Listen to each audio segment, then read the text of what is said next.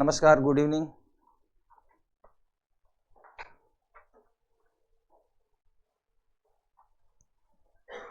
अब तक हम लोगों ने अपनी क्लास में अवधारणा पढ़ा, तर्क के बारे में डिस्कस किया, कथन और निष्कर्ष पढ़ा। कल लास्ट मोमेंट पे हम लोगों ने ये भी डिस्कस किया था कि कोई समस्या आने पे क्या क्या ऑप्शन होते हैं, कैसे हमें एक्शन लेते हैं, ये भी पढ़ा था। अब फाइनल टच देने की बारी आ गई। फाइनल टच का मतलब ये है, मेरा ये मानना है कि हमें रास्ते सारे पता हों, लाइक अवधारणा, तर्क, निष्कर्ष, कोर्स ऑफ एक्शन। कुछ प्रैक्टिकल अप्रोच होना चाहिए, कुछ कॉम्प्रिहेंशन ऐसे हों जिन्हें हम पढ़ें और महसूस करें। ठीक है, मैं ये चाहता हूं, प्रीवियस ईयर तो ऑलरेडी मार्केट में है, गूगल पे भी है, आप निकाल ही लेंगे। क्वेश्चन भी है, आंसर भी है, दोनों उपलब्ध हैं। वहां से प्रैक्टिस करने के लिए यह है कि एग्जाम टाइम अगर कहीं से प्रैक्टिस करना हो तो वहीं से कर सकते हैं, और जिसका आंसर पहले से डिसाइड है वहां दिमाग कैसे लगाएंगे। तो मैं चाहता हूं आप दिमाग लगाएं। और दिमाग कब लगेगा? जब आपके सामने प्लेन यानी क्लियर कट बोध होगा तो ही आप दिमाग लगा पाएंगे। तो मैं एक एक करके प्रश्नों पर डिस्कस करता हूं और आपके सामने शो करता हूं।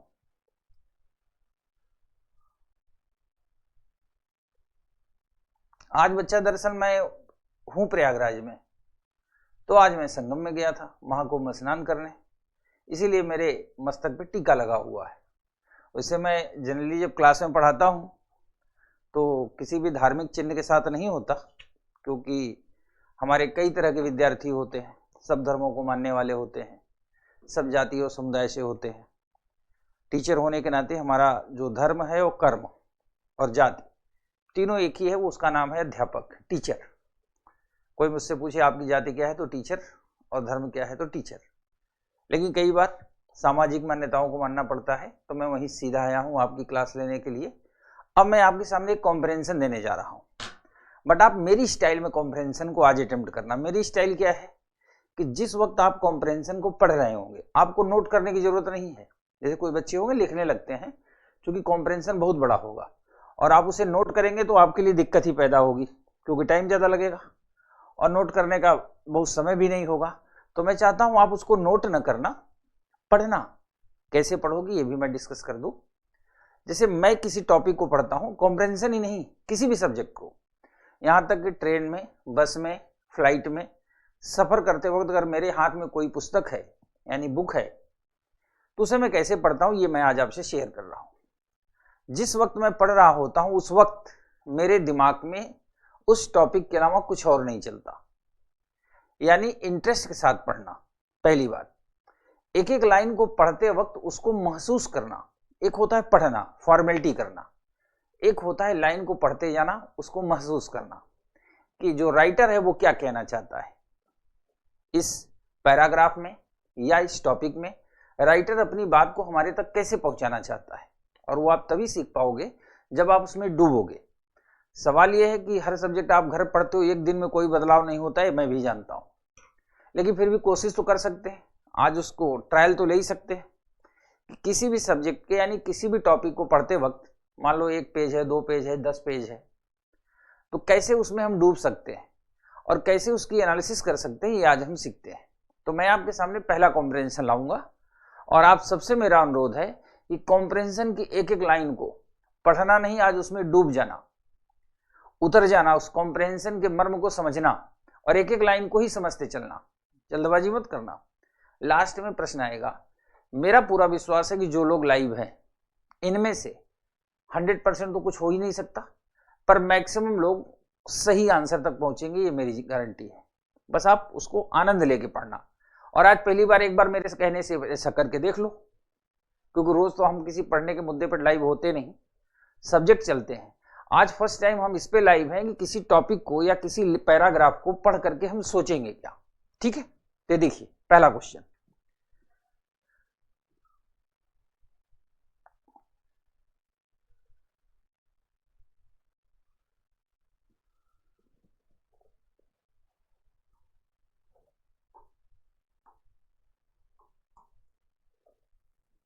एकदम आनंद से पढ़िए, बिना किसी जल्दबाजी के।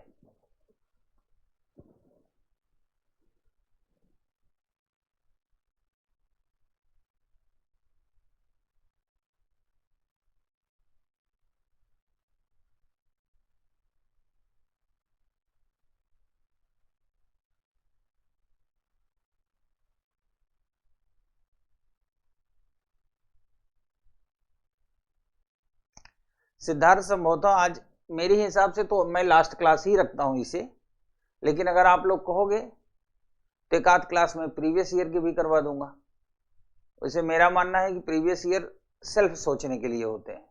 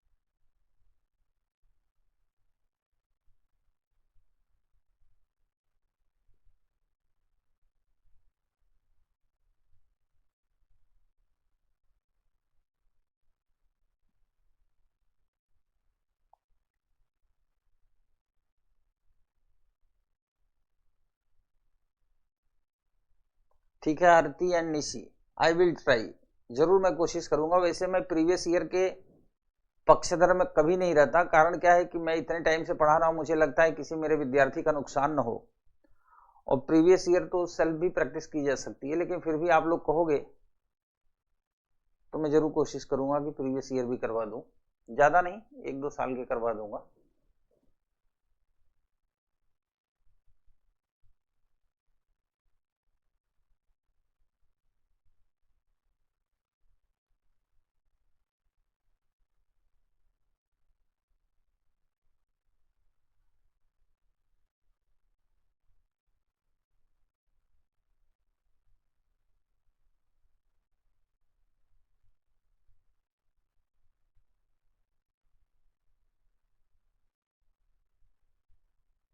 हाँ, पीडीएफ अपलोड करा दूंगा।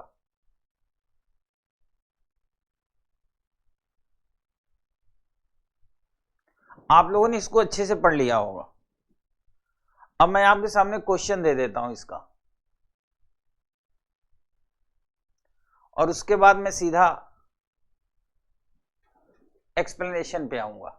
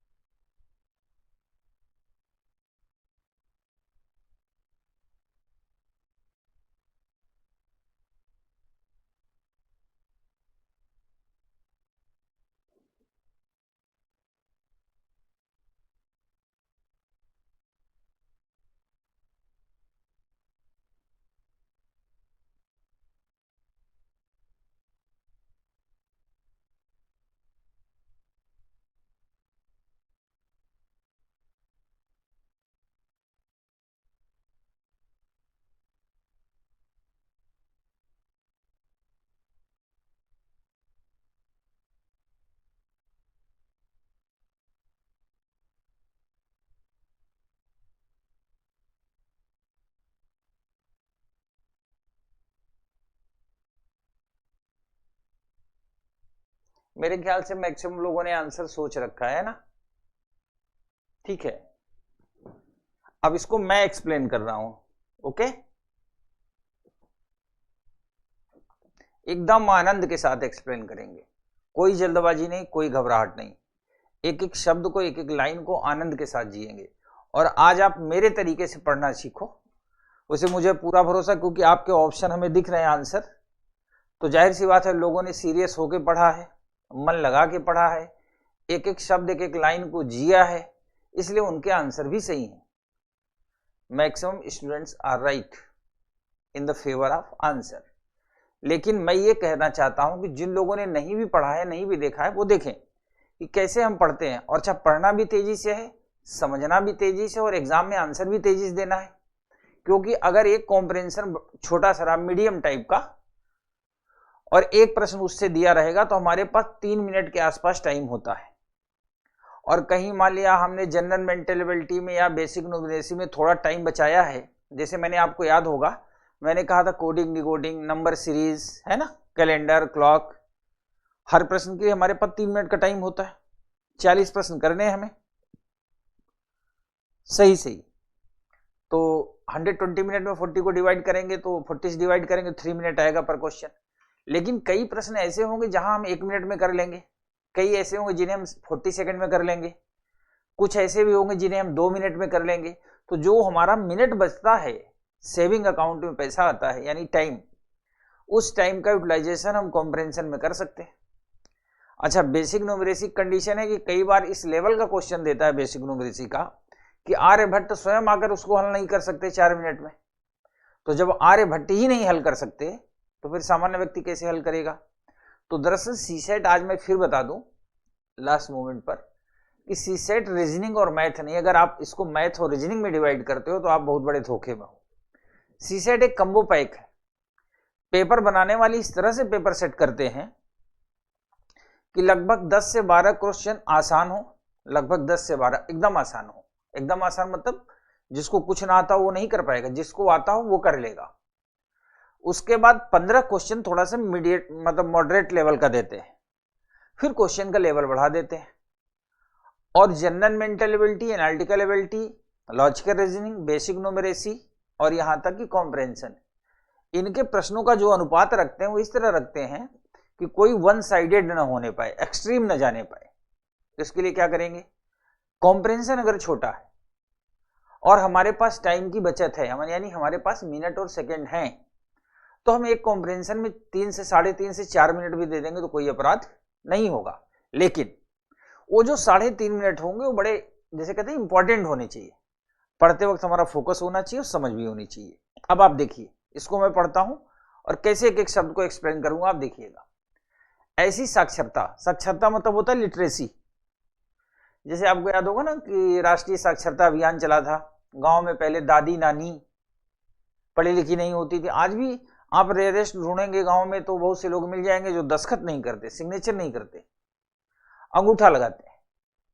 तो जो अंगूठा लगाता हो उसे साक्षर बनाना, मतलब वो अक्षर का ज्ञान हो जाए। साक्षर का मतलब होता है जो अक्षर सहित हो, सा मतलब सहित, अक्षर मतलब शब्द।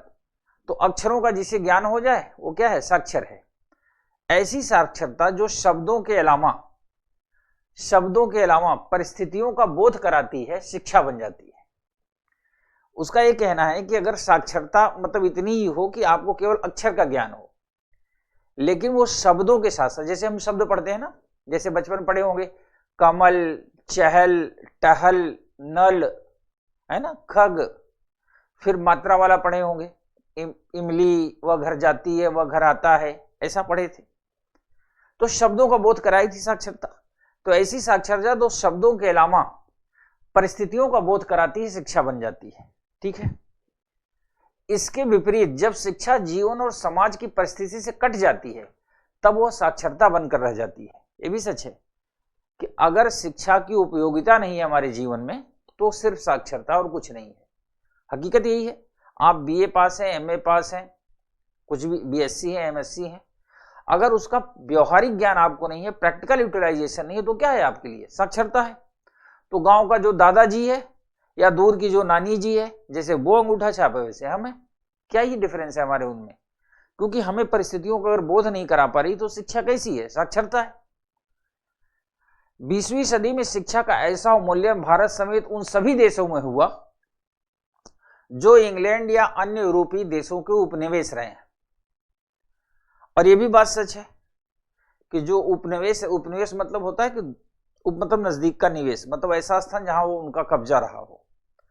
तो उपनिवेश जहां जहां भी था, और खासकर यूरोपियन कंट्रीज का ही उपनिवेश था, उन लोगों ने वहां के लोगों की, वहां की शिक्षा व्यवस्था को अपने हिसाब से ढाला, क्योंकि उनको ऐसे लोग चाहिए थे जो विचारक ना हो, जो टैलेंटेड ना हो, जिन्हें मतलब परिस्थितियों का बोध ना हो, बस उन्हें अक्षर ज्ञान हो जो उनके सिस्टम को, गवर्नमेंट सिस्टम को चला सके।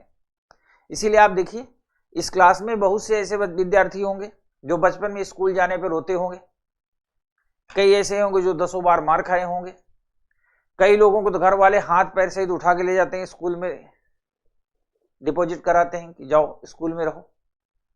बच्चा भागता है स्कूल से, क्यों भागता है शिक्षा से? क्योंकि अगर उसको परिस्थितियों से कनेक्ट कर दे, प्रैक्टिकल एजुकेशन हो जाए तो शायद वो ना भागे। और आप में से बहुत से लोग होंगे जो भागे भी रहे होंगे कभी। आजकल एक बड़ा फेमस कही जाती है कि सर्दियों के टाइम में एक बच्चा स्कूल जा रहा था। अभी कभी आप देखिए सर्दियों के टाइम में सुबह सुबह जब बच्चे स्कूल जा रहे हो बस से या स्कूली वैन से, आप उनके पीछे अपनी गाड़ी लगा के उनके चेहरे को देखो, हर बच्चे के चेहरे पे ऐसी उदासी रहती है जैसे उसे जेल ले जाया जा रहा हो। किसी के चेहरे पे कोई मुस्कुराहट नहीं होगी। और वही बच्चे जब स्कूल छूटता है, घर वापस आते हैं, तब आप उनको गाड़ियों में देखिए, एक से बढ़ के एक हरकत करते हुए आते हैं, लगता है कि इनके जीवन में बाहर आ गई। ऐसा क्या कारण है? जनरली एक चुटकुला कहा जाता है कि एक बच्चा स्कूल जा रहा था तो पड़ोस के अंकल आए, और बेटा गोलू स्कूल जा रहे हो क्या? तो गोलू को गुस्सा आ गया, उसने कहा नहीं, तुम्हारी मौसी की शादी में जा रहा हूं, चलोगे क्या? तो ये चुटकुले क्यों बनते हैं बच्चों के एजुकेशन पे? क्योंकि हमारी एजुकेशन जो है, शिक्षा, वो परिस्थितियों का बोध नहीं कराती।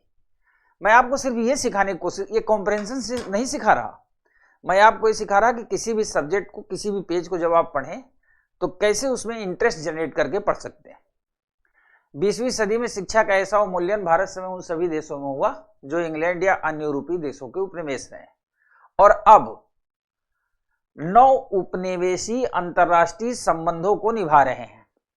उपनिवेश तो रही, अब जो मतलब न्यू रिलेशन है ना, इंटरनेशनल रिलेशन, आपको पता ही है, WTO है, यूनेस्को है, तमाम ऑर्गेनाइजेशन है, सबका अपना अपना प्रेशर होता है, एक दूसरे देश के इंटरनल पॉलिसी में उनका हस्तक्षेप होता है कि आप ऐसा कर सकते हैं, ऐसा नहीं कर सकते। ये जो टैक्सेशन सिस्टम, ये भी तो आप समझते ही होंगे, उत्पाद शुल्क जो लगता है ना, तो इनका अपना एक सिस्टम होता है, निभा रहे हैं। भारत में बच्चों की शिक्षा वस्तुतः साक्षरता से भिन्न नहीं है, क्योंकि वह बच्चों को समाज की सांस्कृतिक चेतना से जोड़ने की जगह बेगाना बनाने का साधन बना दी गई। सही बात है, अभी उदाहरण दिया मैंने। आखिर वो जो बच्चा था उसने क्यों कहा कि तुम्हारी मौसी की शादी में जा रहे हैं? नाराज था। ऐसे ही स्कूलों में देखिए, जब बच्चे सुबह जाते हैं तो ऐसे खपा रहते हैं जैसे उनको कहीं ले जाकर उनकी हत्या कर दी जाएगी। बचपन जीवन का एक हिस्सा न बनकर एक चरण बन गया है। कितनी इंपॉर्टेंट लाइन है, बचपन। कई बार विद्यार्थी मेरे से कहते हैं, सर मैं निबंध कहां से सीखूं?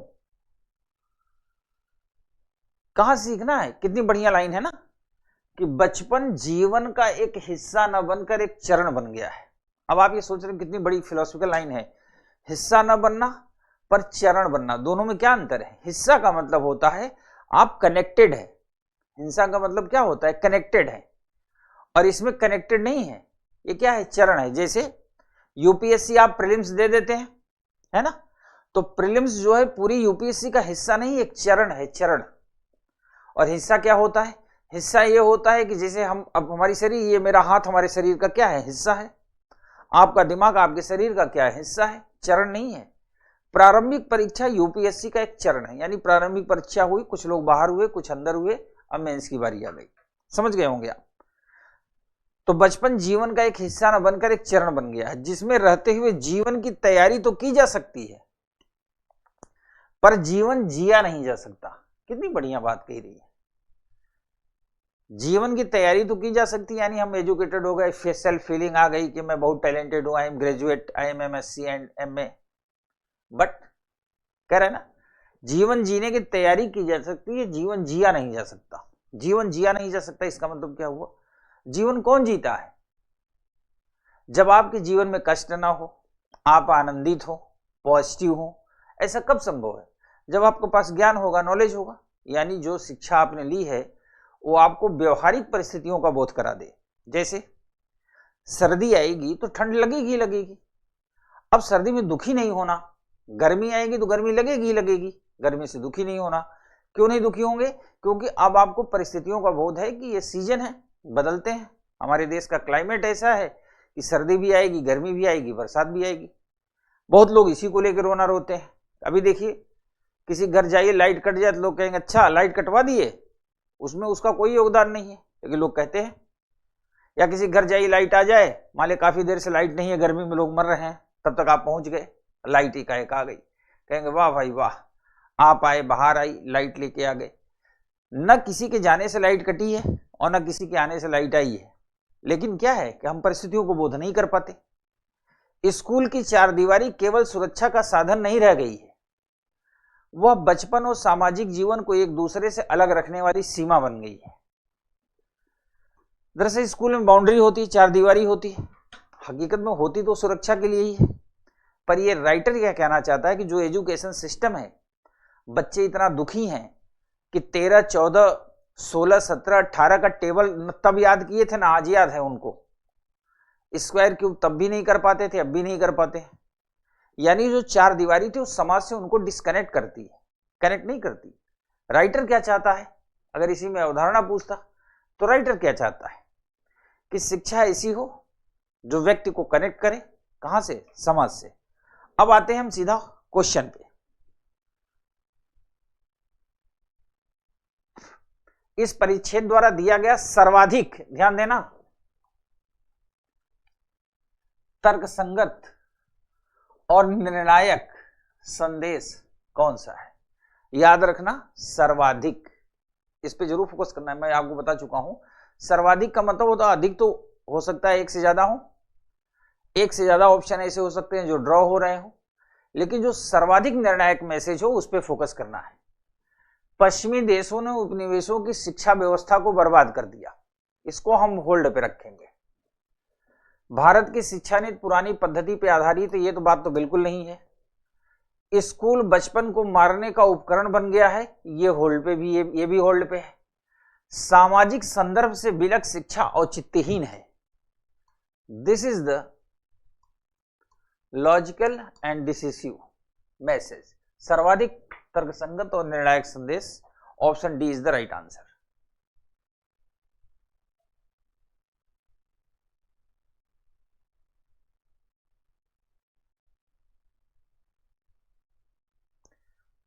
सोनल पांडे ने एक मैसेज लिखा है कि सर हम टेस्ट सीरीज देते हैं तो जनरली हमारे आंसर गलत हो। देखो बच्चा, मैं एक बड़ा सिंपल सा कॉन्सेप्ट बता दूं, क्योंकि 4-5 क्लास से आप मेरे साथ पढ़ रहे हो, आप देख रहे होंगे मैं किस नजरिए से डिलीवर कर रहा हूं। कई बार क्या होता है, मार्केट है, बाजार है बहुत बड़ा शिक्षा का, आपको तो पता ही है, कॉम्प्रिहेंशन कटिंग पेस्टिंग होती रहती, कई बार इवेल्युएशन नहीं हो पाता। कई बार किसी ने गलती से मान लिया टाइप हो गया आंसर सी, तो हर कोई मान रहा है आंसर सी, जबकि सी आंसर ही नहीं है। वो टाइपिस्ट ने गलती से पत्नी से झगड़ा करके आया था, उसने आंसर शीट बनाते वक्त सी मार दिया। अब वो जहां जाएगा सब जगह सी सी ही होगा, हर कोई उसको सी ही मानेगा। फिर उसको ये लगेगा जो मैं सोचता हूं या जो मैं सोचती हूं, या संजीव तिवारी सर ने बहुत बढ़िया सिखाया था, पर उनका सिखाया हुआ तो कैच ही नहीं कर रहा, क्योंकि वहां भी सी सी होगा। तो आप सीसी से ना घबराएं, आप अप्रोच राइट लें। मैं ये नहीं कहता कि आप सारे प्रश्नों के उत्तर कर लोगे, ये तो कहना बिल्कुल अपराध होगा। अगर मैं भी कहूं कि 100 के 100 सारे सही होंगे तो ये बिल्कुल अतियोक्तिपूर्ण होगा, ये सच बात भी है। बट ये है कि मैक्सिमम सही हो, इसकी पॉसिबिलिटी हमेशा बनाए रखनी चाहिए। अब हम लोग अगले प्रश्न पे डिस्कस करने जा रहे हैं। ऑप्शन डी वाले सबका सही है।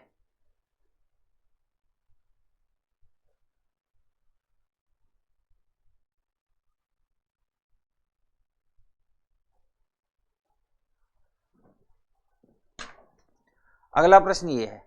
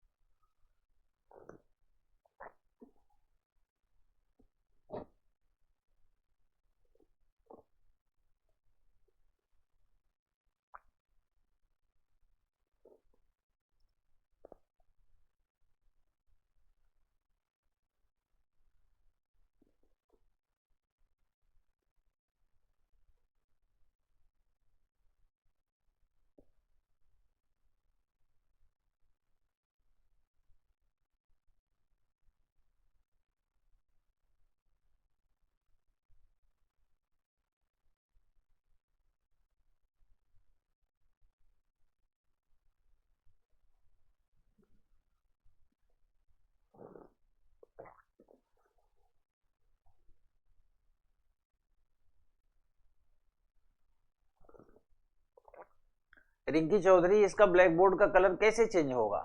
ये तो ऑलरेडी व्हाइट पे ब्लैक से टाइप किया हुआ है।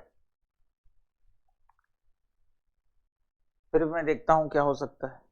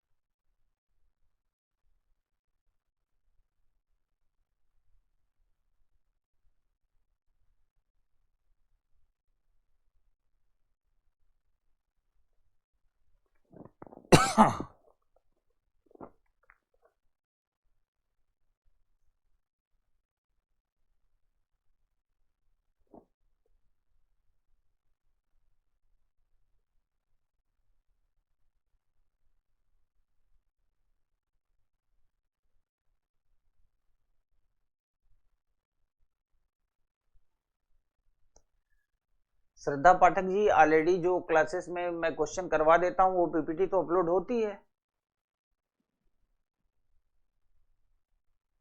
रिंकी चौधरी, मैंने आपका कमेंट देख लिया।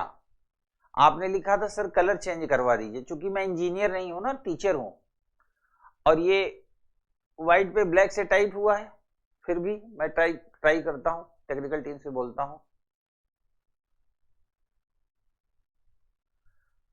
सोनाक्षी रात, विद्रूपता का मतलब होता है जोकर, है ना, विद्रूप, जो उसको जैसे कहते हैं ना कि वो जोकर टाइप का, क्रूर टाइप का बना दे। प्रियंका शर्मा, ऑप्शन भी आएगा। साकिब, मैं देता हूं बच्चा, बस 30 सेकेंड और रुको, अन्य लोग जो पढ़ रहे हैं वो पढ़ लें।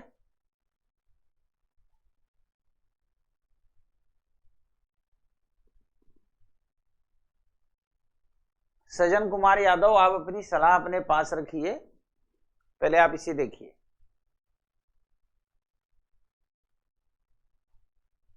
ठीक है, अब क्वेश्चन आपके सामने मैं शो कर रहा हूं।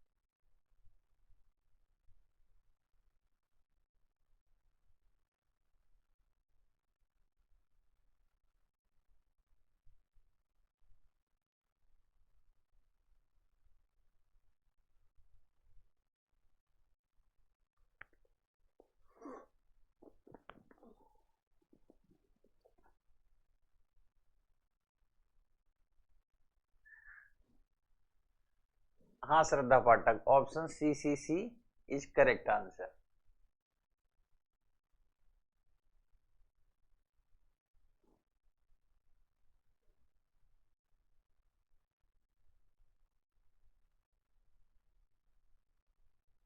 प्रियंका शर्मा, रक्षा सिंह, पिंकी कुमारी, कह रहा है पर्यावरण, आपका आंसर है ऑप्शन डी, बिल्कुल गलत है। गांधी जी उपनिवेशिक चिंतक नहीं थे, विलियम वर्ड्सवर्थ थे, यानी दोनों थे। तो डी तो वैसे भी नहीं होगा, है ना। मन लगा के पढ़ो बच्चा। और आप लोगों को क्या लगता है, जो आप आंसर दोगे ना, इससे मैं ये अंदाजा लगा लूंगा कि आप घर में किस लेवल पे पढ़ते होंगे, क्योंकि आप सामने तो हो नहीं।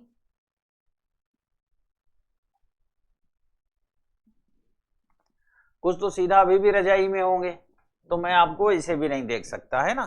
तो जब मैं आपको देख नहीं सकता तो मैं अनुमान लगा सकता हूं आपके आंसर से। मैं इतना स्लो तरीके से काफी टाइम लेकर के, ऐसा नहीं, मैं बहुत जल्दबाजी में नहीं हूं।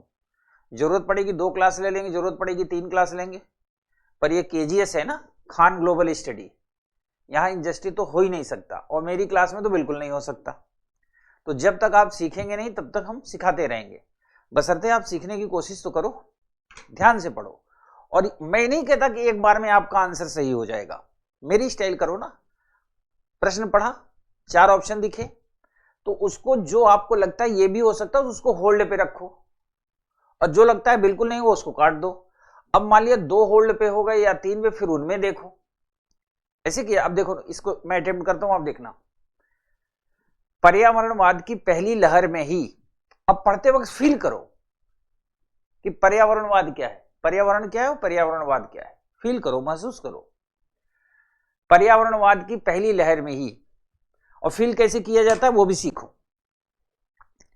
मान लो अभी कोई फिल्म की कहानी हो, मैं एक एग्जांपल देता हूं आपको, ऐसे मैं बोलूंगा तो आप नहीं समझ पाएंगे कौन सी फिल्म की कहानी। एक फिल्म आई थी Baahubali, Baahubali part 1 and part 2, खूब ध्यान से सुनना। और मैं जानता हूं कि जो लोग क्लास में बैठे हैं इसमें से 95% लोगों ने बाहुबली देखी है, पार्ट 1 भी पार्ट 2 भी, या रील के तौर पे देखा होगा या सुना होगा, देखा जरूर होगा। मैं आपको क्या बताना चाहता हूं उस पर फोकस करना, फिल्म पे नहीं। पहली फिल्म स्टार्ट होती है, पहला पार्ट बाहुबली का, लास्ट में दिखाता है कि जो कटप्पा और बाहुबली करीबी में थे, कटप्पा ने बाहुबली को तलवार मार दिया। खूब ध्यान सुनना, फिल्म समाप्त हो गई, बाहुबली मारा गया, कटप्पा ने मारा। पहले पार्ट का जो मैसेज था वो कहीं से ये नहीं था कि कटप्पा भी बाहुबली को मार सकता है, पर मार दिया। उसके बाद जब पहला पार्ट समाप्त हुआ, उसके काफी टाइम बाद पार्ट 2 आया है। उस ड्यूरेशन में पूरे सोशल मीडिया पे एक ही मैसेज चलता था कि कटप्पा ने बाहुबली को क्यों मारा। आप में से बहुत लोगों ने देखा होगा या सुना होगा। सवाल यह कि अगर उसी समय एक बुक आ जाती, किताब, खूब ध्यान से महसूस करो, और मार्केट में आ जाती, आपको भी मिल जाती, उसमें पूरी लंबी चौड़ी कहानी होती, और उसमें यह भी डिफाइन किया जाता कि कटप्पा ने किस कारण से बाहुबली को मारा। आप मेरा यकीन करें, आप उसकी एक एक लाइन ध्यान से पढ़ते भी, समझते भी और एनालिसिस भी करते, क्योंकि आपका माइंड पहले से सेट है। आप ढूंढना चाहते हो, क्या ढूंढना चाहते हो कि कटप्पा ने बाहुबली को क्यों मारा। आजकल तो मैसेज का टाइम है, पहले लेटर का टाइम होता, लोग चिट्ठी लिखते थे। अभी आपको आपके किसी करीबी का, अब करीबी क्या होगा समझ तो गए ही होगे, तोता वाली कहानी से एक बड़ा सा मैसेज आए टाइप के व्हाट्सएप पे, बड़ा सा मैसेज आए या टेक्स्ट मैसेज आए, खूब ध्यान से सुनो। आप उस मैसेज की एक एक लाइन को जिस वक्त पढ़ेंगे ना, मेरा यकीन करिए, आप उसको पढ़ते भी रहेंगे और मन में एनालिसिस भी करते रहेंगे, एक एक शब्द को महसूस भी करते रहेंगे।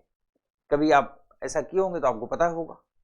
मेरा सिर्फ इतना कहना है कि अगर इसको हम पढ़ रहे हैं तो मन लगा के पढ़ें। पर्यावरणवाद की पहली लहर में ही यह बात स्पष्ट तौर पर रेखांकित की जाने लगी कि आधुनिक औद्योगिक व्यवस्था आर्थिक समृद्धि तो लाएगी, यानी इकोनॉमिकल डेवलपमेंट तो होगा,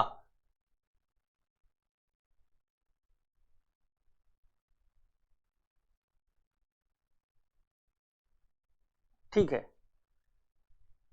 आर्थिक समृद्धि तो लाएगी, लेकिन इस समृद्धि की क्षणभंगुरता भी उतनी ही स्वाभाविक। क्षणभंगुरता मतलब होती, क्षणभंगुरता का सबसे बढ़िया एग्जांपल है बच्चा, वो बरसात में जो पानी के बुलबुले होते हैं ना, ऐसे उठते हैं समाप्त हो जाते, उठते समाप्त हो जाते, क्षणभंगुर उसी कहते हैं। सबसे बढ़कर औद्योगिक विकास की यह संकल्पना, जिसे बहुधा क्रांति के रूप में बढ़ा चढ़ाकर पेश किया जाता है, बहुधा बढ़ा चढ़ाकर, उस विद्रूपता का सूचक है जो मार्त देश और शहरों के विकास का बोझ उपनिवेश और गांवों पर डालता है। मार्त देश का मतलब जैसे ब्रिटिश आए थे तो उनका मार्त देश क्या था, ब्रिटेन, और शहर क्या थे? लंदन। तो मारती देश और शहरों के विकास का बोझ किस पे डालते थे? उपनिवेश और गांव पर डालते थे। नील की खेती करो, है ना, पढ़ाई होगा। कर लाते थे, मजदूरी ज्यादा कराते थे, और यहां से जो रॉ मटेरियल होता था लेके जाते थे, वहां उसको मैन्युफैक्चर करवाते थे, फिर लाके उसको हमारे यहाँ देश में बेच देते थे। तो यही कह रहा है कि मारती देश और शहरों के विकास का बोझ उपनिवेश और गांव पर डालता है। यह अनायास नहीं है, मतलब ये यूं ही नहीं है कि विकास की समस्या की पहचान गांव में रहने वाले, कंट्री साइड, गांव में रहने वाले विलियम वर्ड्सवर्थ और उपनिवेश निवासी महात्मा गांधी, अब दो लोग हो गए ना, एक गांव में रहने वाले भी लोग हो गए और उपनिवेश निवासी भी हो गए। महात्मा गांधी उपनिवेश निवासी थे, भारत के रहने वाले थे, प्रभावी ढंग से करते हैं। अब आते हैं प्रश्न पे। इस परिच्छेद के लेखक का मत है कि सभी पर्यावरणीय समस्याओं के लिए उपनिवेशवाद दोषी है। तो पहला तो वहीं समाप्त हो गया। औद्योगिक विकास को क्रांति कहना गलत है, इसको हमने होल्ड पे रख लिया। क्षेत्रीय असमानता औद्योगिक विकास का उपोत्पाद है। उपोत्पाद का मतलब उसी से निकला हुआ है। पर्यावरणवाद के आरंभिक चिंतक उपनिवेश से ही थे। विलियम वर्ड्सवर्थ उपनिवेश से नहीं थे, उपनिवेश से गांधी जी थे, विलियम वर्ड्सवर्थ नहीं थे। तो ये तो भी गलत हो गया। अब बचा बी और सी। कोई भी स्मार्ट बच्चा, कोई भी जो थोड़ा सा स्मार्ट होगा, इसको स्मार्ट तरीके से पढ़ा होगा, उसका आंसर बी कभी नहीं होगा। क्या होगा? सी, क्योंकि इस पूरे पैराग्राफ में क्षेत्रीय असमानता की ही बात कही गई है।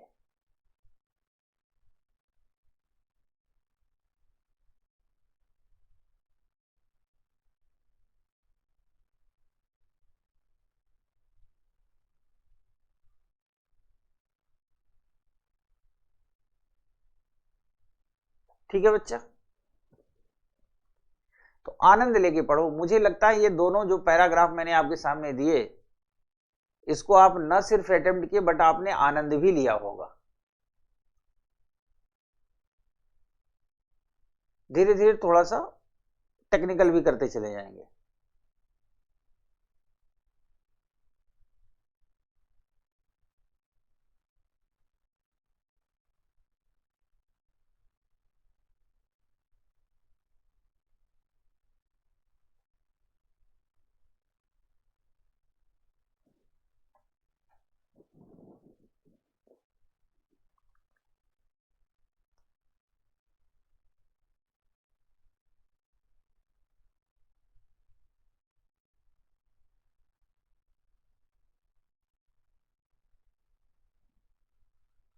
ये पैराग्राफ देखिए।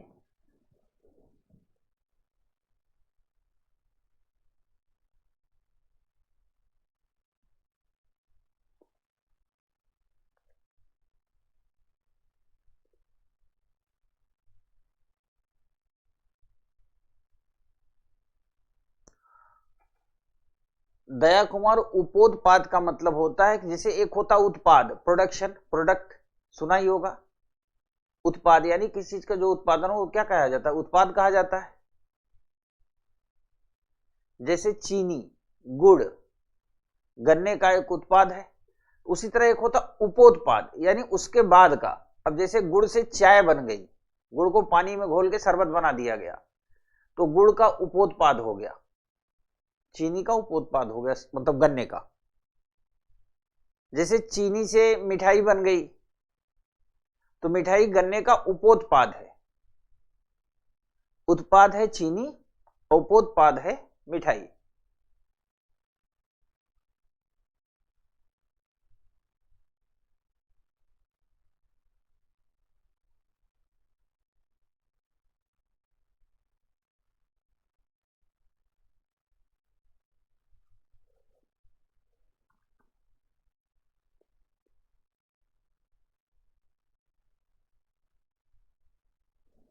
आप पैरे को एक बार पढ़ो, एक बार में समझ में ना आए 2 बार पढ़ो, और मेरा यकीन करो जितनी देर मेरी क्लास में सीख लोगे यही आपके काम आएगा।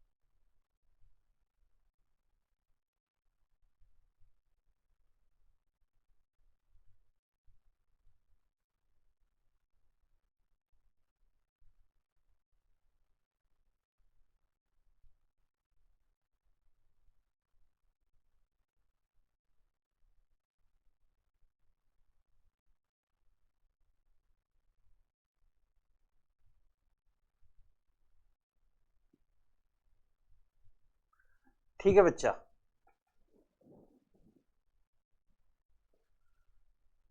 रिंकी चौधरी, इतना परेशान ना हो। अब आप रिंकी ही हो कि रिंकी नहीं हो ये तो मैं नहीं जानता, बट मैं क्वेश्चन पढ़ रहा हूं।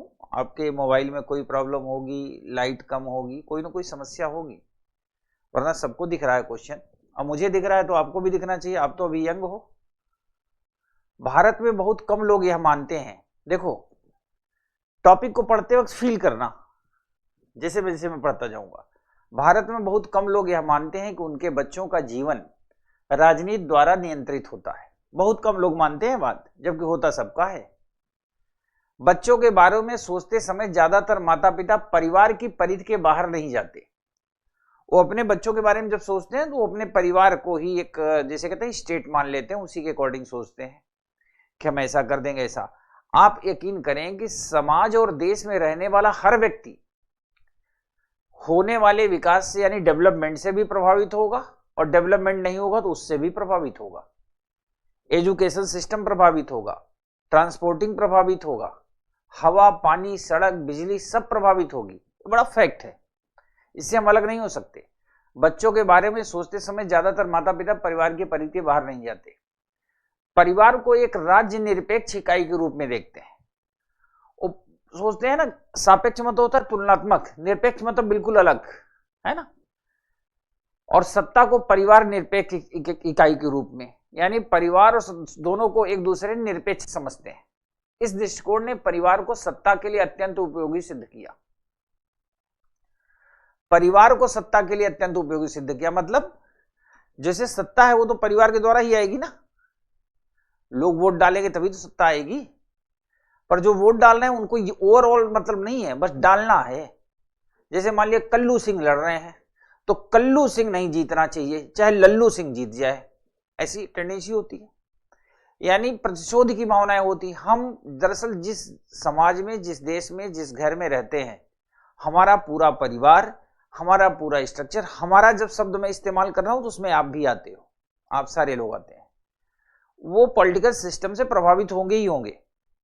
अगर हाईटेक बिजली व्यवस्था हो, हाईटेक ट्रांसपोर्टेशन का सिस्टम हो, शानदार सड़कें हो, है ना, क्राइम फ्री जोन हो, तो क्या होगा, सबके लिए फायदा होगा। तो यही यहां सोचने की बात कह रहा है। लोग सोचते हैं कि बच्चों और बूढ़ों की देखभाल जैसे काम परिवार के जिम्मे है और सरकार की जिम्मेदारी विदेश नीति, आयात निर्यात जैसे बड़े कामों की देखरेख करना है। इस तरह के श्रम विभाजन का भ्रम लोगों को इस समझ से वंचित रखता है कि उनके बच्चे राजनीतिक नियंत्रण से उतने ही प्रभावित होते हैं जितने वे स्वयं होते हैं। बिल्कुल ये बात सच है। गवर्नमेंट जो पॉलिसी ले आ रही है, वृद्धा पेंशन, विधवा पेंशन, ऐसा थोड़ी है कि परिवार की जिम्मेदारी है, सरकार की जिम्मेदारी। इसलिए विदेशों में देखिए तमाम ओल्ड एज शेल्टर होम होते हैं, उनकी व्यवस्थाएं होती हैं तमाम तरह का।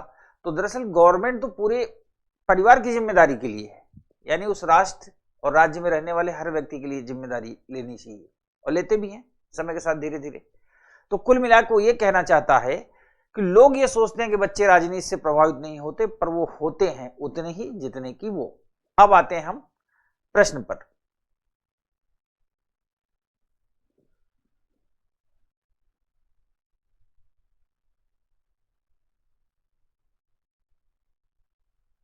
चलिए, उपयुक्त परिच्छेद के संदर्भ में निम्नलिखित पूर्व धारणाएं बनाई। पूर्व धारणा मतलब लेखक जब इस आर्टिकल को लिख रहा था तो उसके दिमाग में क्या था, वही है पूर्व धारणा। याद रखना, जो पढ़ा है वो नहीं, लिखते वक्त यानी जो बातें राइटर ने कही है उसके दिमाग में क्या था, वही है पूर्व धारणा। परिवार और राज्य को परस्पर पृथक इकाई मानना एक भ्रांत धारणा है। बिल्कुल ये लेखक के मन में था, तभी लेखक ने यह बात एक्सप्लेन की है। राजनीतिक प्रभाव को समझे बिना बाल जीवन का विश्लेषण अपूर्ण है, यह बात भी सही है। तो उपरोक्त में कौन सी पूर्व धारणा या धारणाएं वैध हैं? एक और दो दोनों। Option C is the right answer.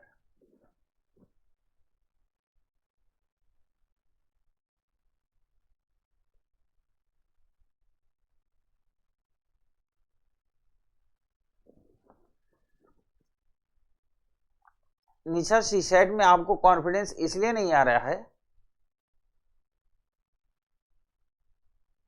क्योंकि मुझे लगता है आपने मेरी क्लास बहुत गंभीरता से ली नहीं है, और अगर नहीं ली है तो रिकॉर्डिंग होती है, आप उसे दोबारा देख लें। कॉन्फिडेंस कैसे नहीं आएगा? मेरी क्लास में बड़े बड़ों को कॉन्फिडेंस आ जाता है।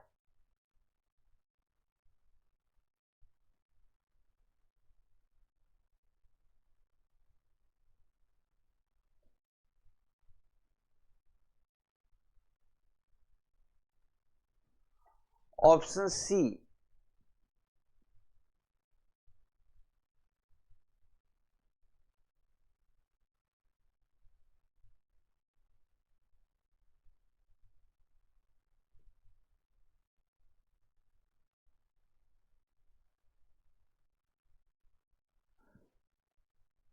विशाल, आई कैन एक्सप्लेन। राजनीतिक प्रभाव को समझे बिना बाल जीवन का विश्लेषण अपूर्ण है। तो बाल जीवन का जो विश्लेषण है वो राजनीतिक प्रभाव के बिना आप नहीं एक्सप्लेन कर सकते। कैसे? दरअसल क्या होता है कि एक लाइन बोल रहा है ना, राजनीतिक प्रभाव। राजनीति का प्रभाव उस स्कूल में भी होता है जहां बच्चे पढ़ने जाते हैं। राजनीति का प्रभाव उस मोहल्ले में भी होता है जहां बच्चे की परवरिश होती है। राजनीति का प्रभाव उस घर में भी होता है जहां उस बच्चे का जन्म होता है। आप थोड़ा इसको प्रैक्टिकल अप्रोच में लेके सोचने की कोशिश करो ना। आप यकीन मानो, जब आप प्रैक्टिकल अप्रोच में सोचेंगे तो आपको खुद ये फील होगा कि बिना राजनीतिक प्रभाव को समझे बाल जीवन का विश्लेषण अपूर्ण होगा। इसलिए सेकंड भी होगा।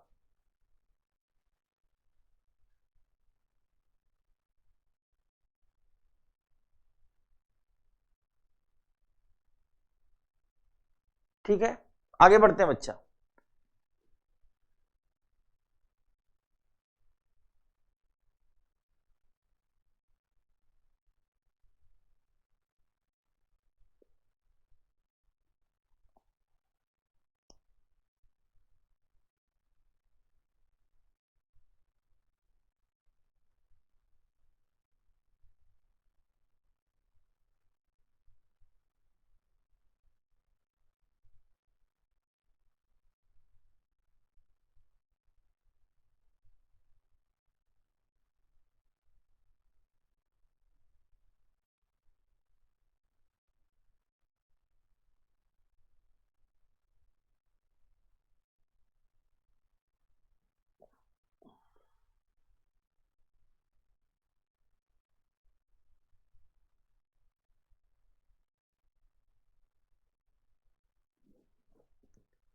इसको सोचिए, ये प्रश्न बड़ा अच्छा है।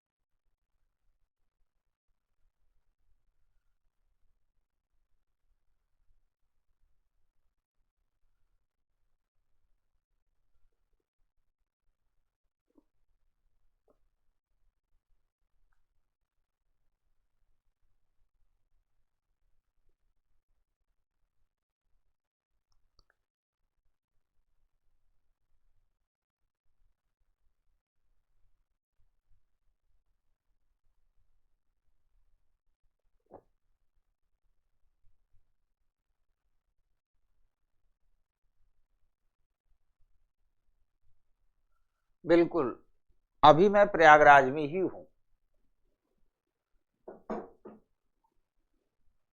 ट्यूसडे को दिल्ली से क्लास लूंगा।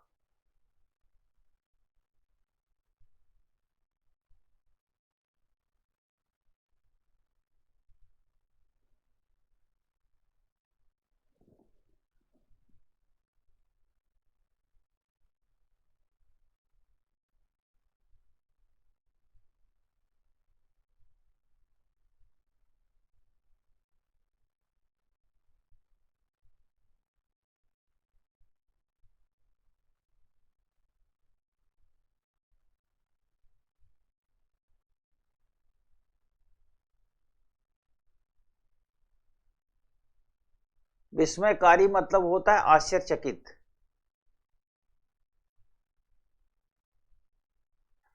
किंचित जैसे किंतु होता है ना,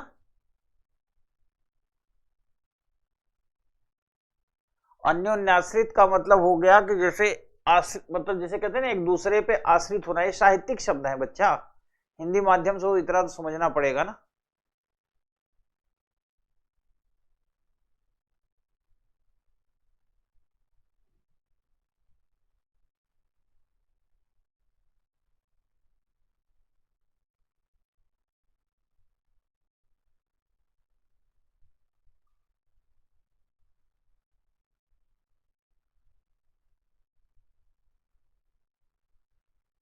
यार जितने हो सारे लोग यूपीएससी का पेपर दे रहे हो और हिंदी माध्यम से दे रहे हो और एक एक शब्द का अर्थ मेरे से पूछ रहे हो।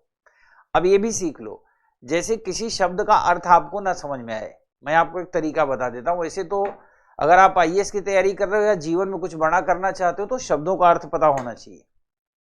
इंग्लिश मीडियम है तो इंग्लिश में, और हिंदी माध्यम में है तो हिंदी में। लेकिन मैं थोड़ी देर के लिए मान लेता हूं कि बहुत कुछ जानने के बावजूद भी बहुत कुछ अधूरा रह जाता है।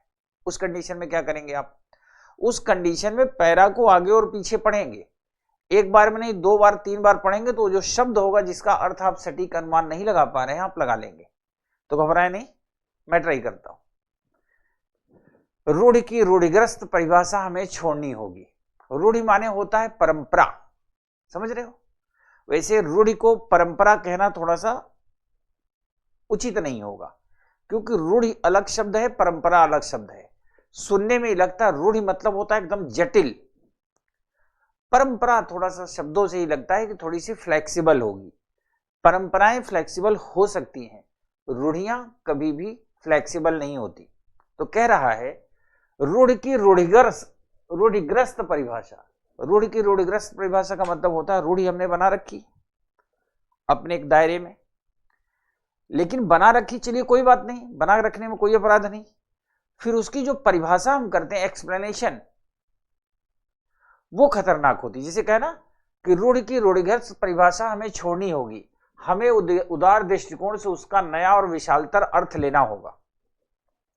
मैं यहां तक की लाइन को एक्सप्लेन कर देता हूं। जो मैं कहने जा रहा हूं वो रूढ़ि तो नहीं है, लेकिन ये समाज की मान्यताएं हैं। आप 7th क्लास की जब पॉलिटिकल साइंस एनसीईआरटी पढ़ोगे तो उसमें एक टॉपिक है समानता का अधिकार, राइट ऑफ इक्वलिटी। उस टॉपिक में लास्ट में एक एक्टिविटी में प्रश्न दिया गया है, बाद में 2014 या 17 में मेंस में भी पूछा था।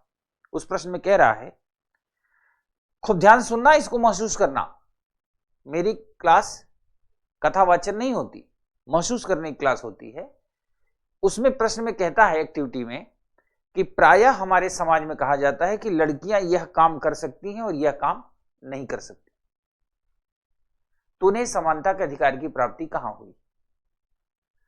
संविधान है, देश संविधान से चल रहा है, लोग संविधान से चला भी रहे हैं, चिल्ला भी रहे हैं। उसी संविधान ने समानता का अधिकार सबको दे रखा है कि जेंडर के आधार पे असमानता नहीं की जा सकती, जाति के आधार पे नहीं की जा सकती, किसी के साथ भेदभाव नहीं होना चाहिए। समानता का अधिकार मतलब यही है ना। लेकिन आप देखो जेंडर आधारित असमानता है हमारे समाज में, और ये कहीं बाहर मत ढूंढो, अपने घर में, अपने मोहल्ले में, अपने परिवार में आप ढूंढो तो आपको ये असमानता मिल जाएगी। ये क्या है? रूढ़िग्रस्त परिभाषा है। लोग कहते हैं लड़कियां बाहर जाएंगी, समाज में निकलेंगी, भाई अपना जीवन कैसे बनाएंगी? बाहर निकलेंगी, देश दुनिया देखेंगी, समझेंगी, सोचेंगी, उन्हें भी जीने का अधिकार है। क्या वो नहीं सोच सकती दुनिया के बारे में? क्या वो चीजें नहीं सीख सकती? बिना एफर्ट किए कैसे कुछ हासिल होगा? लेकिन हमारे आपके परिवार में, समाज में ये धारणाएं हैं।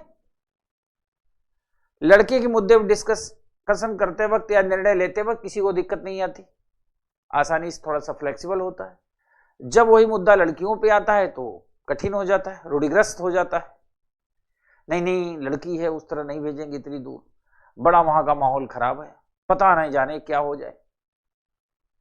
हमारे देश में कई प्रदेश में, किसी प्रदेश के कुछ हिस्से में ये घटनाएं हैं।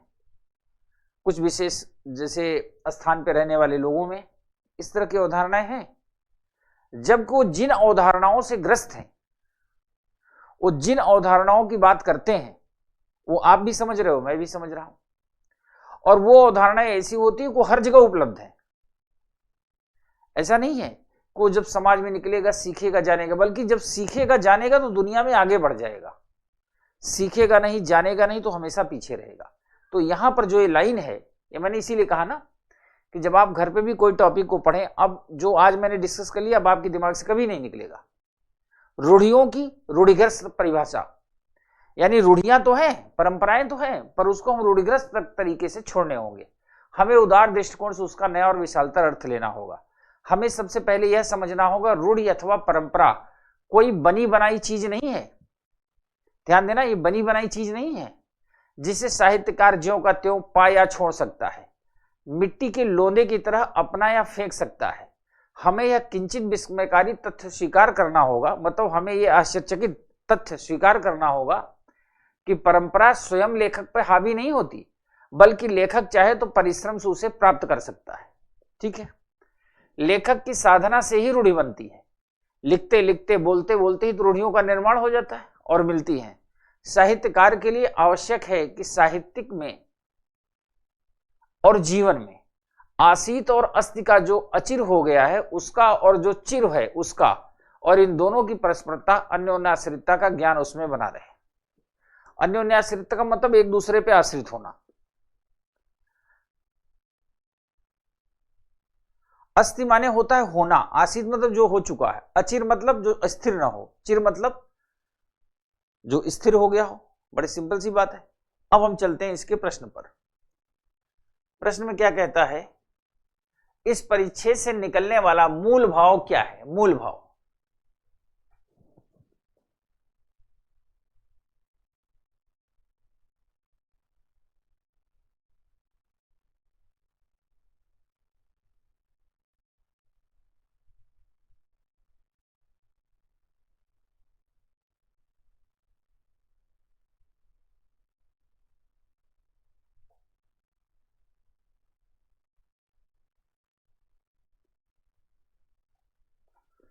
पहला ऑप्शन गलत, यहीं से बाहर हो गया। रूढ़ि को अपनाना आसान है, यह बात कहीं कहीं नहीं जा रही। अब बचे दो ऑप्शन, बी और सी। अब आप सोचिए,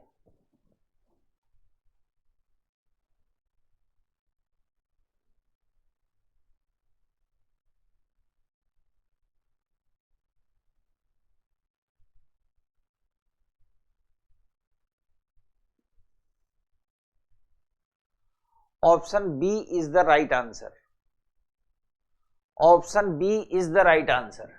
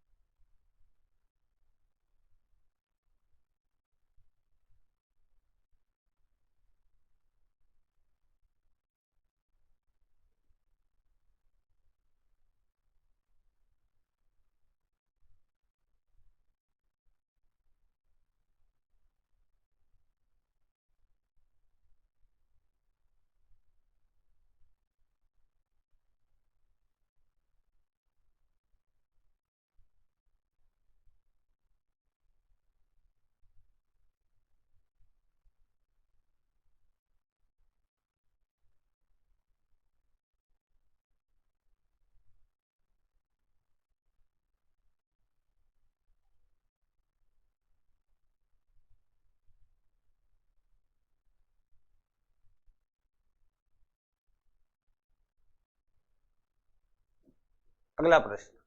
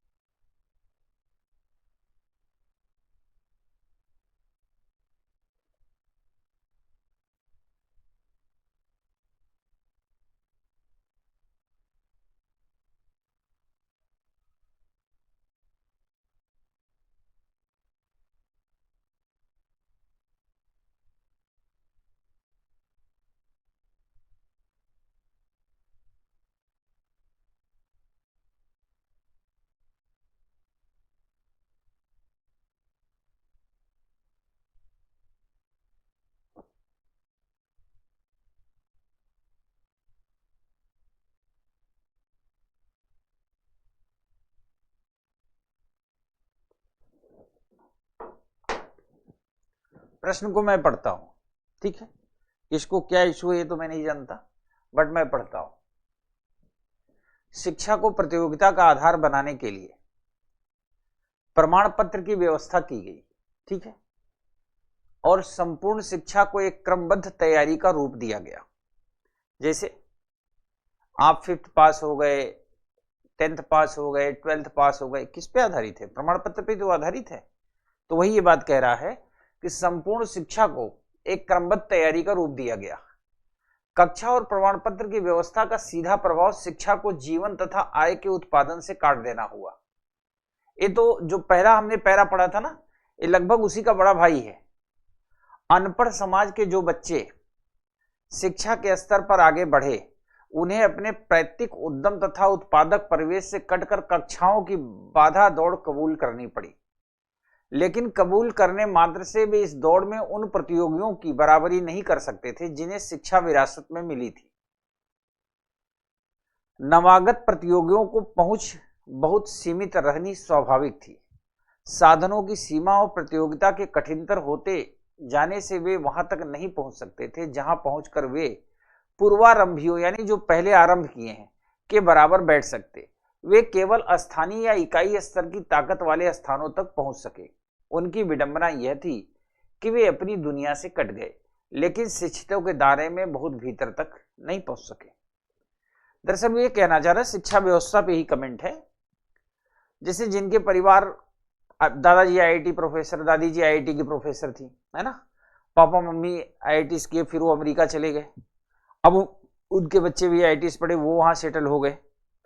तो और जिन लोगों के अपने उद्यम थे, कोई कार्य था, सामान्य परिवार जैसे हम लोग आते हैं, किसानी वाले थे या अन्य सामान्य परिवार जिनके घर में छोटे छोटे लघु उद्योग टाइप के थे, कुटीर उद्योग थे, उनके बच्चे जब इस दौड़ में आए तो क्या हुआ कि वो अपने उद्योग धंधों से भी कट गए, क्योंकि उनको कक्षाएं दौड़ाती नहीं ना, प्रमाण पत्र के लिए दौड़ते रहे कि अब 10th पास के सर्टिफिकेट मिलेंगे, अब 12th के मिलेंगे, अब ग्रेजुएशन का मिलेगा, अब पोस्ट ग्रेजुएशन का मिलेगा। उसकी वजह से क्या हुआ कि वो अपने व्यवसाय से भी कट गए और वहां भी नहीं पहुंच पाए जहां वो पहुंच सकते थे। कह रहा है ना कि वे केवल स्थानीय इकाई स्तर की ताकत वाले स्थानों तक पहुंच सके। मतलब जब उन्होंने खूब एफर्ट किया तो जो लोकल पावर होती, लोकल पावर मतलब स्टेट पावर तक, वहां तक पहुंच बना सके।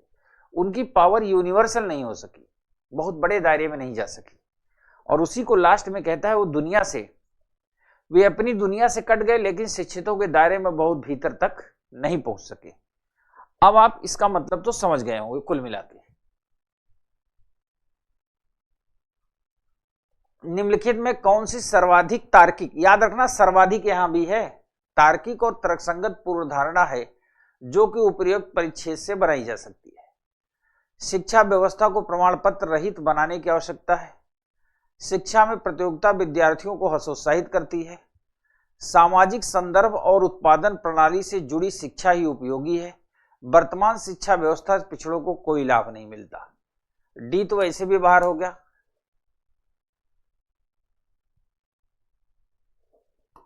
बी भी बाहर हो गया, अब बचा ए और सी। अब आप स्वतः ज्ञानी हैं,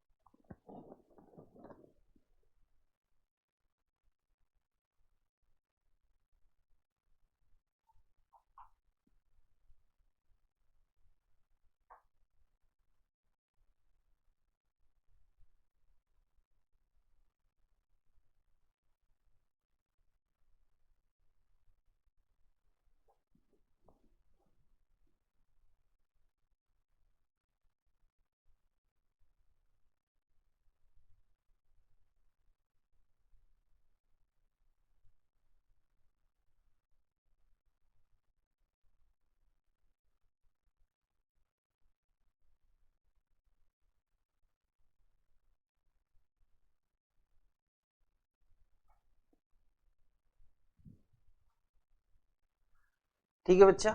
मुझे लगता है कि आप इसको बेहतर तरीके से एडॉप्ट कर पा रहे हैं, समझ पा रहे हैं। एक और करवा देता हूं।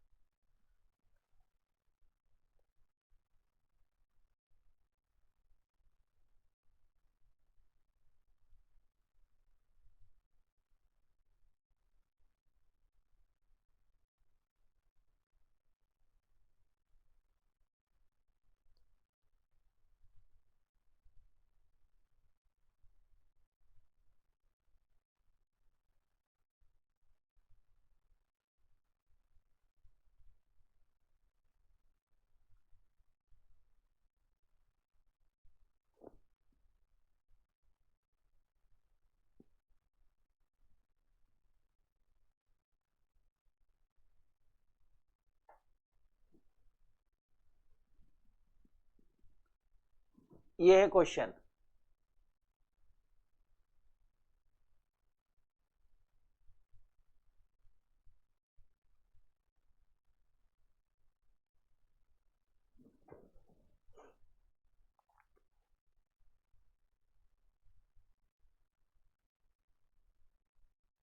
नीलेश मैं यही हूं, मैं कहीं गया नहीं हूं।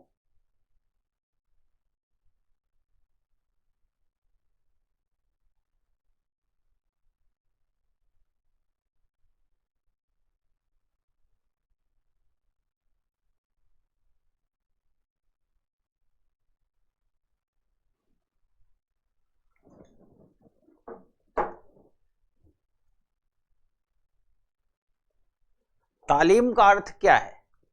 अगर उसका अर्थ सिर्फ अक्षर ज्ञान ही हो तो वह तो एक साधन जैसी ही हुई। उसका उपयोग भी हो सकता है और बुरा उपयोग भी हो सकता है। एक शस्त्र से चीर फाड़ करके बीमार को अच्छा किया, जैसे एक चाकू होती है नाइफ, जिससे सर्जरी करके लोगों को ठीक करते हैं, और उसी से कांड भी हो सकता है।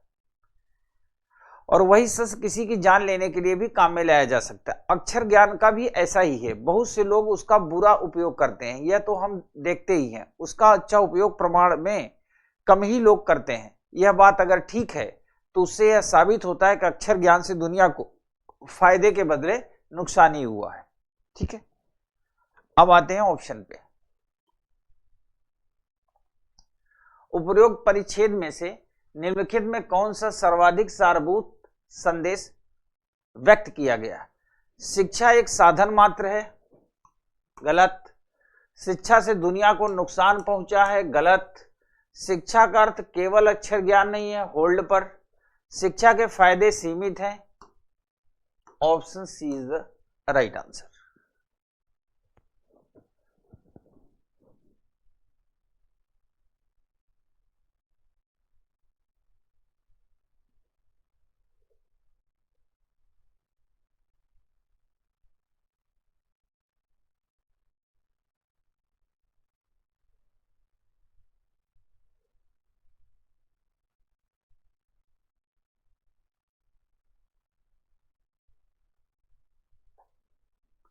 मेरे ख्याल से सारे लोगों ने समझ लिया होगा। आज की क्लास में हम लोगों ने जो भी 3, 4 या 5 कॉम्प्रिहेंशन पे हम लोगों ने डिस्कस किया, इसका मूल उद्देश्य यही था कि हम पढ़ेंगे कैसे, पढ़ने के बाद जो पैरा दिया होगा उससे अपने आप को हम कनेक्ट कैसे करेंगे। अगर ये दो बातें हमें पता हो कि हम पढ़ेंगे कैसे और पढ़ने के साथ साथ हम उससे कनेक्ट कैसे करेंगे, तो मुझे लगता है आपके लिए आसानी होगी, पैराग्राफ से उत्तर देने के लिए भी और पढ़ाई करने के लिए भी। जब हम स्टडी करते हैं ना, लोग कहते हैं एक बार नजर दौड़ा लीजिए, पढ़ लीजिए। नजर दौड़ाना का मतलब क्या होता है? जिसको हम पढ़ रहे हैं अगर उसे हम आत्मसात करते चलेंगे तब तो हमें याद रहेगा। अगर उसे हम आत्मसात नहीं कर पाए तो हमें याद नहीं रहेगा। और कुल मिला के यूं समझ लो कि कॉम्प्रिहेंशन का जो मूल मंत्र है ना, कि पढ़ते चलो मन में विचारते चलो, तो इसमें एक बड़ी फेमस लाइन मुझे याद आ रही है, सुना देता हूं आपको। नजर ने नजर से मुलाकात कर ली। खूब ध्यान से सुनना। नजर मतलब निगाहें, निगाहों से ही तो पढ़ते हो कॉम्प्रिहेंशन को। नजर ने नजर से मुलाकात कर ली, रहे दोनों खामोश मगर बात कर ली। इसका मतलब यह हुआ कि आप कॉम्प्रिहेंशन पढ़ते चलें, दिमाग से सोचते चलें और दोनों मुलाकात कर लें। मुलाकात का मतलब आप कॉम्प्रिहेंशन समझ जाओ, कॉम्प्रिहेंशन आपको समझ जाए। अभी और क्लासेस भी हम लोग लेंगे, एटलीस्ट 1 या 2 क्लास कॉम्प्रिहेंशन की और होगी, जिसमें हम प्रीवियस ईयर के भी कुछ क्वेश्चन कंसीडर करेंगे। और फिर अपनी मुलाकात होती है अगली क्लास में। नमस्कार, धन्यवाद।